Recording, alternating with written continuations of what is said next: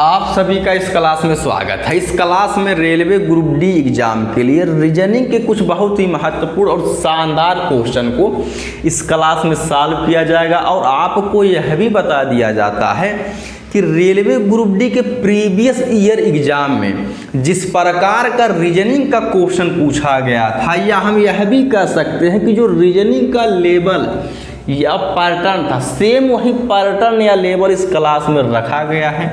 तो आपसे यही रिक्वेस्ट है कि केवल आप लास्ट तक क्लास में बने रहिएगा, क्योंकि जितने भी क्वेश्चन रोज की तरह लाए जाते हैं, बस आप यही जान लीजिए कि आपके एग्जाम के लिए बहुत ही महत्वपूर्ण साबित होंगे। बाकी आपको ही पता है कि आपका एग्जाम 17 नवंबर से स्टार्ट हो जाएगा, अर्थात अगले माह से। तो ज़्यादा समय न लेते हुए हम आ जाते हैं क्वेश्चन नंबर फर्स्ट पे। कहा कि आपका समय बहुत कीमती है, केवल आप लास्ट तक अब बने रहे। तो हमारा पहला क्वेश्चन ये बोल रहा है कि एक पंक्ति में बैठे एक पैनल के 6 सदस्यों में से एक्स क्यू के बाईं ओर है किंतु पी के दाईं ओर है, वायु क्यू के दाईं ओर है किंतु भैया जड़ के बाईं ओर है।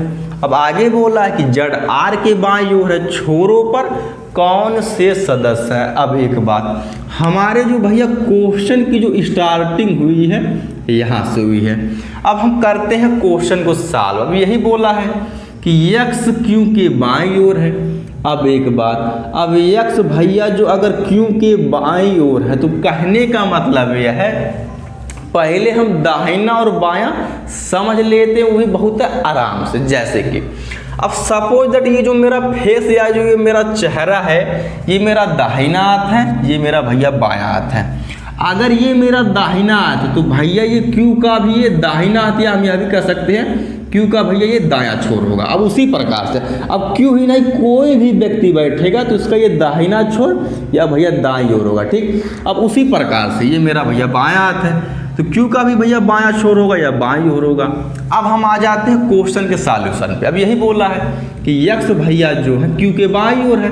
अब भैया मेरा बायां अगर ये है तो क्यू का भी बायां यही होगा।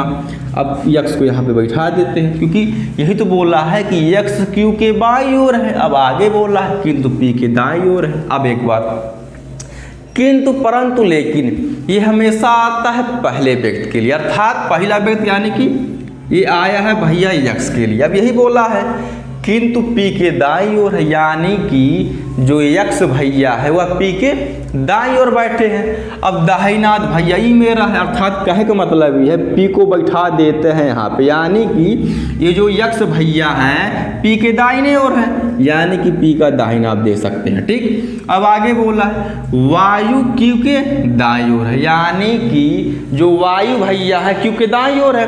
अब क्यू का दाहिना भैया ये होगा, जैसा कि आपको बताया कि ये मेरा दाहिना है तो भैया क्यू का दाहिना यही होगा, तो वायु को यहाँ पे बैठा देते हैं। अब आगे बोला किंतु जड़ के बाईं ओर है, फिर आपको वही आ गया किंतु परंतु लेकिन, अर्थात पहले व्यक्ति के लिए, पहला व्यक्ति यानी कि वाई के लिए, तो भैया वाई यहाँ पे है। अब किंतु जड़ के बाईं ओर है तो कहने का मतलब है जड़ का बायां, अर्थात मेरा बाया जड़ का बाया, यानी कि जड़ का बाया अर्थात भैया यहाँ पे। ठीक, अब आगे बोला है जड़ आर के बाईं ओर है, यानी कि जो जड़ भैया है आर के बाईं ओर है तो भैया मेरा बाया है, अर्थात भैया आर का बाया भी है। अब देखिए आप खुद देख सकते हैं कि जड़ आर के बाईं ओर अर्थात आर के बाईं ओर। ठीक, अब आगे क्वेश्चन में ये बोला है, अब ये हो चुका है सॉल्व। अब भैया ये पूछ रहा है कि छोरों पर कौन से सदस्य, छोरों पर मतलब ही दोनों लास्ट छोर पे, यानी कि दाहिने बाएं स्थान पर कौन से दो लोग बैठे हैं, अर्थात दाहिने स्थान पर भैया आर हैं, बाएं स्थान पर भैया पी हैं। अब पी और आर छोरों पर बैठे हैं तो भैया पी आर जिस ऑप्शन में होंगे अर्थात सी वाले ऑप्शन में है। केवल आप लास्ट तक बने रहिए, मेरा वादा है एकदम जान लीजिए दिसंबर तक कंटिन्यू चलेगा, बाकी लास्ट तक केवल आप बने रहें। ठीक, अब हम आ जाते हैं अपने नेक्स्ट क्वेश्चन पे। तो जो हमारा नेक्स्ट क्वेश्चन दिया गया है, जैसा कि आप देख सकते हैं यहाँ पे बना हुआ है क्वेश्चन मार्क या प्रश्नवाचक का चिन्ह। अब हमको यही बताना कि यहाँ पे क्या आएगा, अर्थात अब आते हैं क्वेश्चन के सॉल्यूशन पे। जैसे कि अब यहाँ पे भैया डी के बाद जी लिखा गया है, जी के बाद जे और जे के बाद एम। तो पहले हम लिख लेते हैं भैया इनकी प्लेस वैल्यू को, जैसे कि डी की प्लेस वैल्यू 4 होती है। ठीक, और जी की प्लेस वैल्यू 7 होती है, जे की प्लेस वैल्यू भैया 10 होती है और एम की प्लेस वैल्यू 13 होती है। तो 4 में 3 जोड़ेंगे 7, अब 7 में 3 जोड़ेंगे भैया 10 और 10 में 3 जोड़े आ गया 13। तो उसी प्रकार 13 में भी 3 जोड़ देते हैं, तो 13 में अगर हम 3 जोड़ेंगे तो आ जाएगा 16, जो कि भैया होती है पी की प्लेस वैल्यू, तो यहाँ पे आ जाएगा पी अर्थात, यानी कि यहाँ पे पी आ जाएगा। अच्छा एक बात, अब हमको इस क्वेश्चन को सॉल्व करने की ज़रूरत है भी नहीं, कहा है कि केवल एक ही ऑप्शन में यहाँ पे देख सकते हैं, केवल पी से स्टार्टिंग यानी कि पी लिखा गया, यानी कि यही वाला ऑप्शन ही हो जाएगा, बाकी हम पूरा सॉल्व कर लेते हैं। लेकिन हम एग्जाम हॉल या परीक्षा भवन में बैठेंगे तो पूरा सॉल्व नहीं करेंगे। अब नीचे वाला, अब जैसे कि 5 में 4 जोड़ेंगे 9 आ जाएगा, 9 में 5 जोड़ेंगे 14 आ जाएगा और 14 में 6 जोड़ेंगे 20 आ जाएगा। अर्थात पहले 4 जोड़ा गया, उसके बाद 5, उसके बाद 6, तो 6 के बाद 7 आता है, तो 20 में हम 7 जोड़ देते हैं, यानी कि 20 में जब हम 7 जोड़ेंगे तो आ जाएगा 27, यानी कि P/27 हमारा आंसर हो जाएगा, जो कि आप देख सकते हैं, अर्थात डी वाला ऑप्शन। अब हम आ जाते हैं अपने नेक्स्ट क्वेश्चन पे। बस आप यही जान लीजिए कि एकदम पूरा रेलवे ग्रुप डी के एग्जाम का एकदम पूरा पैटर्न पकड़ के चला जा रहा है, तो हम समय नहीं लेंगे, हम आ जाते हैं अपने क्वेश्चन पे। एक परिवार में मोहन के साथ उसकी पत्नी और उसके 2 विवाहित भाई हैं, जिनमें से एक के 2 बच्चे हैं और दूसरे की कोई संतान नहीं है।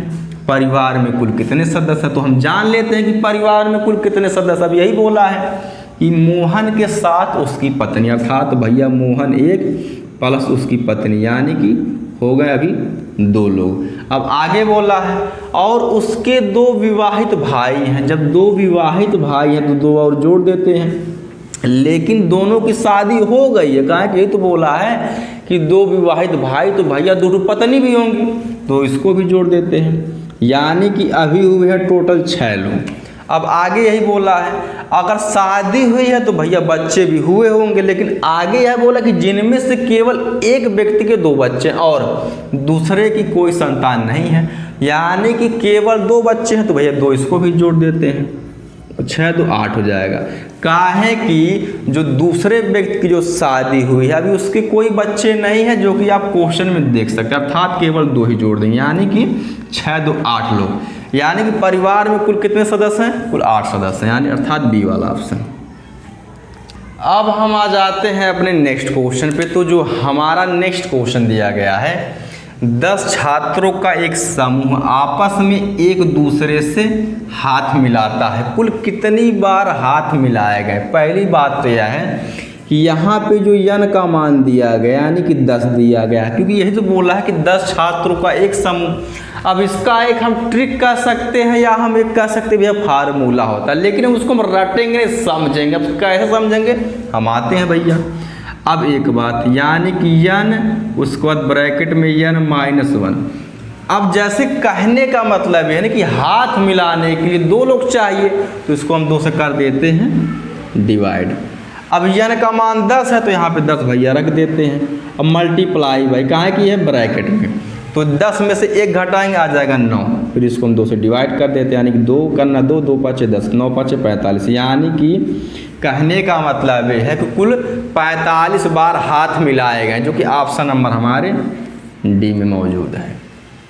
अब हम आ जाते हैं अपने नेक्स्ट क्वेश्चन पे। तो जो हमारा नेक्स्ट क्वेश्चन दिया गया है, जैसे कि यहाँ पे लिखा गया 3 के बाद 7 और 7 के बाद 15, तो यहाँ पे यह जो पैटर्न जो फॉलो हुआ होगा इन चारों विकल्पों में से किसी एक विकल्प में यही सेम पैटर्न फॉलो होगा, तो पहले हम इसको जान लेते हैं। जैसे कि अगर हम 3 में 4 जोड़ देते हैं तो भैया 7 आ जाता है।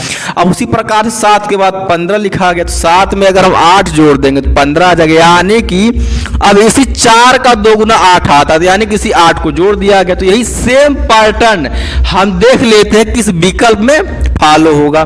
अगर हम सपोज चलिए सी वाले को ही पकड़ लेते हैं, जैसे 5 के बाद 9, 9 के बाद 17।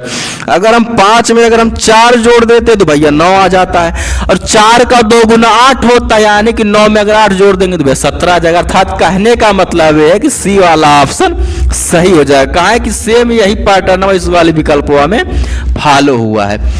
इस क्लास का लास्ट क्वेश्चन है, आपसे एक रिक्वेस्ट है, कम से कम क्लास को लाइक शेयर एंड सब्सक्राइब कर दीजिएगा और कमेंट करके बताइएगा कि क्लास लगी कैसी। बाकी यह रेलवे ग्रुप डी एग्जाम अर्थात 17 नवंबर से आपका एग्जाम शुरू होगा और दिसंबर के एंड तक चलेगा। एकदम आपके एग्जाम तक यह क्लास कंटिन्यू चलेगी। बाकी धन्यवाद।